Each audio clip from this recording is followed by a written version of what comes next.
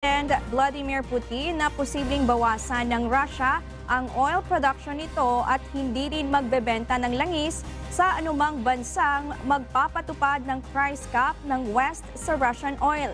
Ang Russia ang pinakamalaking exporter ng enerhiya sa buong mundo.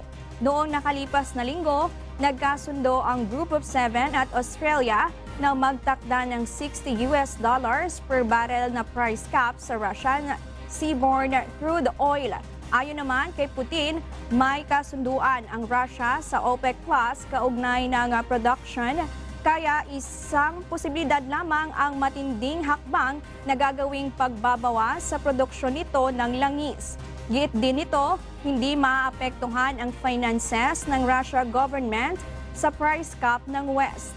Gayunman, dahil dito tataas ng lubha ang energy prices.